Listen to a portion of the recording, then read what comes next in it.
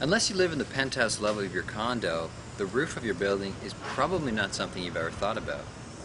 However, when you're selling your condo and buying a house, the roof of your house is actually one of the most important things you need to know about. There are basically two types of roofs that you see in most houses in Toronto.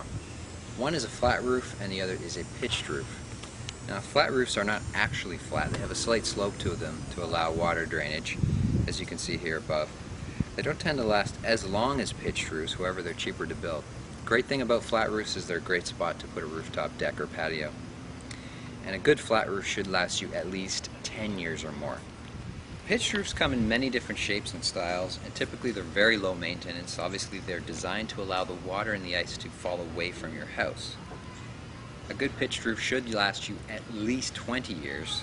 However, it's going to depend quite a bit on the materials that are used. So, how do you know if your roof needs to be repaired or replaced? Well, on a pitched roof, you want to look at the condition of the shingles. Look for cracked or curled shingles, look for missing shingles. You want to look for things like holes or possible entry points in a roof where animals could enter your house. The condition of a flat roof is a lot more difficult to figure out without actually going onto the roof, and that's where your home inspector comes in.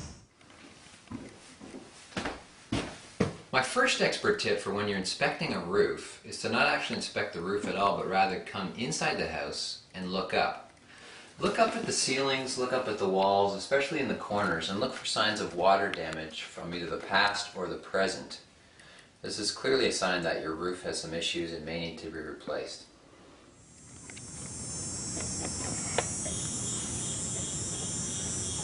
I wanted to show you the roof on this house here in the Danforth neighborhood to give you an idea of a problem that we often see, and that is uneven wear and tear. Now, as you can see, the roof on this house is generally in pretty good condition. However, along the sides of the house, you've got a tremendous amount of wear and tear, and these shingles are really no good, and they need to be replaced. Now, the cause of this is simply because the water that's flowing from the upper portion of the roof down to the lower portion of the roof is not going through a downspout whereas it should be. And this problem could easily be solved by adding a downspout connecting the upper eaves with the lower eaves. I hope you learned something about roofing today.